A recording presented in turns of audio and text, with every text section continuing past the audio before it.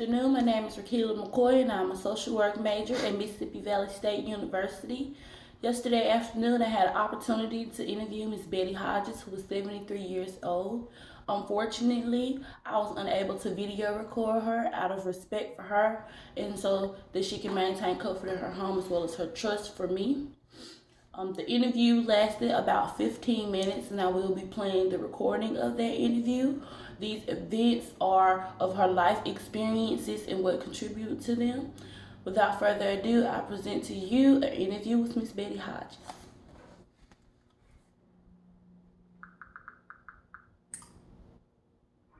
Interview on an elderly person. She is 73 years old, and the interview has started at 3:53 p.m. Good afternoon, Ms. Hodges. How are you? I'm good, and you? I'm all right myself. So would you like to talk about your childhood? For instance, is there anything about your childhood that you can remember today that has helped you in your life? Well, yes, I was raised by some good grandparents in my early years, and they were both God-fearing people and hard workers, and they instilled in me to always do my best at everything I did and to have faith in the Lord, and I think that has played a major part in who I am today. Okay. As a child, did you ever receive something as an allowance? No. So, how did you go about when you wanted things? I just asked for them, and my grandfather would usually give me money on the weekends to go to the store to buy candy and goodies. Yes, ma'am.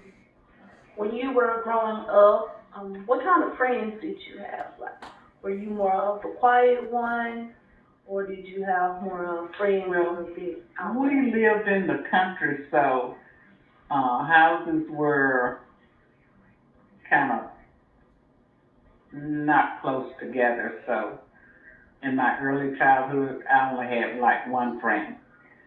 And years later, when I moved to Jackson, when I was around 6 or 7, I had friends because, you know, the houses were closer together.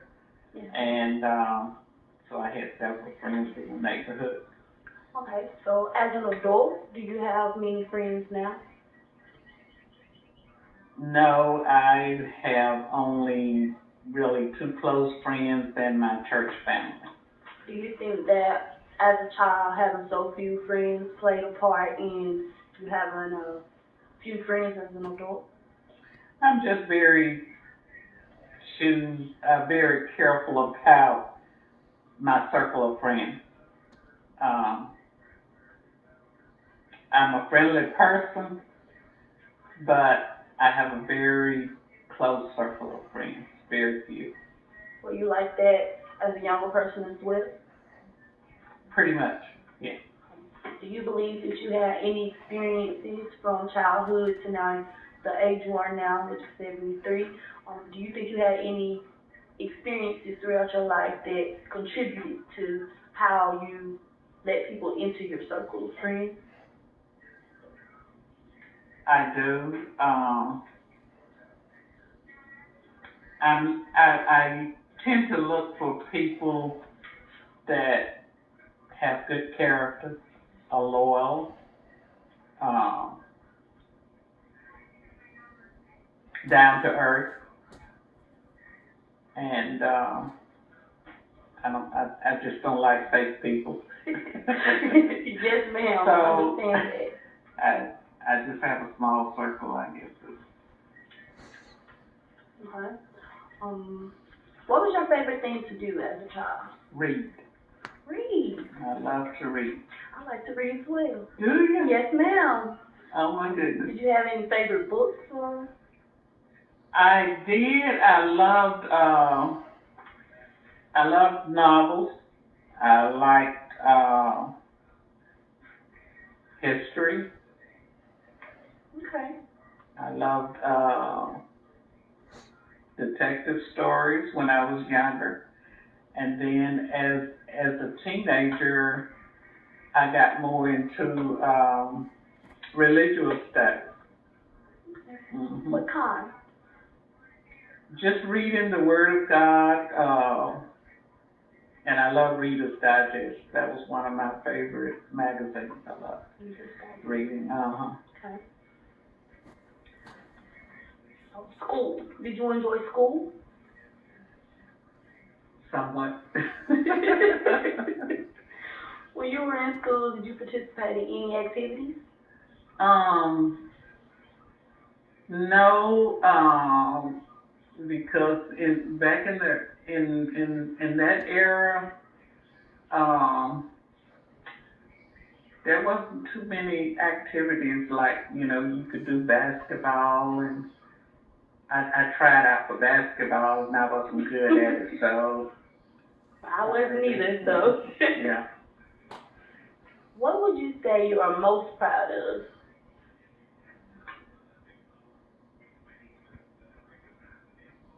First of all, my relationship with God, and then my family, and then my church family. So, I hear you say that you have a close relationship with God. Did it take you a while to develop that? No. I got cut off, but you were telling me about your relationship with God and how it didn't take you long to develop that. No, and I think because of the foundation that my grandparents laid for me, they instilled in me early to, have faith in God. And that doesn't mean that as a young person that I always, followed in that tradition. In fact, I just, you in your teenage years, you kind of drift away from, that, the teachings, but the foundation is still there. And as a young lady, I think when I got married at 24, and then having a family, I found my way back to that. And so around the age of 24, that's been my passion ever since. Okay.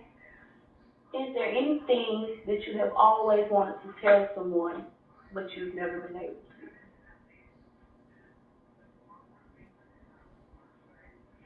Probably some of the mistakes I've made in life. I have not gone into. Most of them I have, but may just be that I haven't. Who is the person that you believe has influenced your life the most? My grandmother. Is it because? And then I had a cousin, an older lady that was a very devout Christian in the first church that I belonged to. She had a lot of bearings on my religious upbringing. Mm-hmm. She was my mentor. Yes, ma'am. Mm-hmm. So do you believe that religion and your family has basically made you the person that you are today? I don't say religion, I say God. Because religion can be anything. Mm-hmm. Okay. Have you ever lost someone in your life that was important to you? Yes. Did that influence your life in any sort of way, whether negative or positive?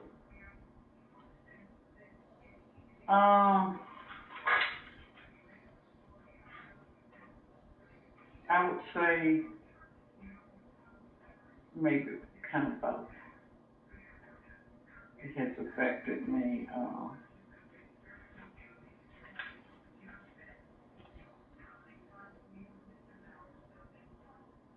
most sore, I guess, negative than positive though.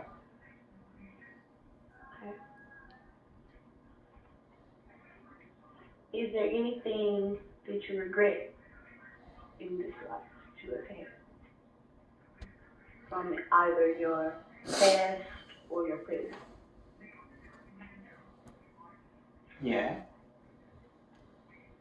I have some regrets. Have these regrets followed you, or have you been able to let them go? Sort of, but it hasn't, it hasn't, I would say, thrown me into a depression or anything like that. I regret it, but yes, I've been able to move on because, one of them is that I regret not finishing my education. I regret that, but I don't think I've done, so bad without it, so, but that's one of the things I regret. Do you believe that if you had grew up in modern times, which is, let's say, you were born around the time I was born, which is 1998, that your education or your upbringing would have been different? Yes, I'm pretty sure it would have been different. Mm-hmm. Do you believe it's different in a negative way or a positive way? I think it would have been different in a negative way. Yes, ma'am.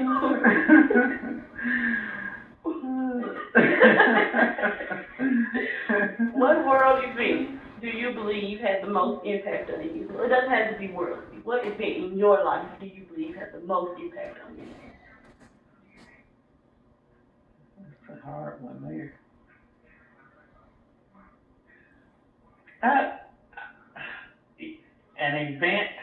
An event. I guess, I don't know whether this applies to that, but the way society has,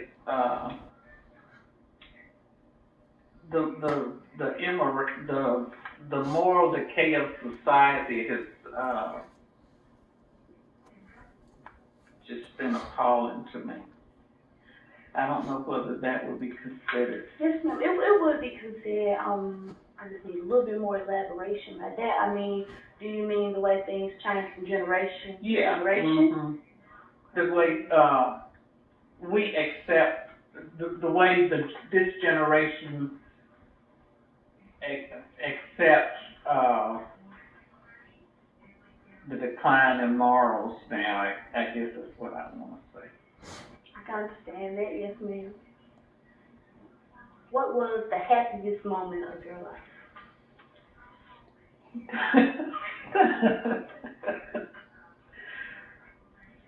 My grandchildren.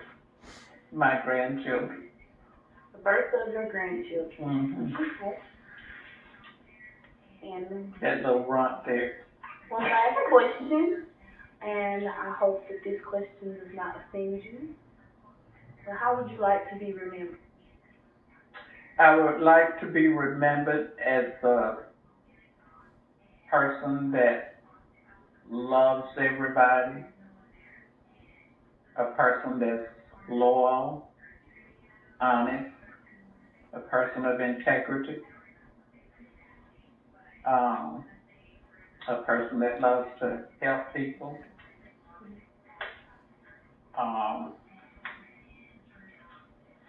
somebody that's faithful,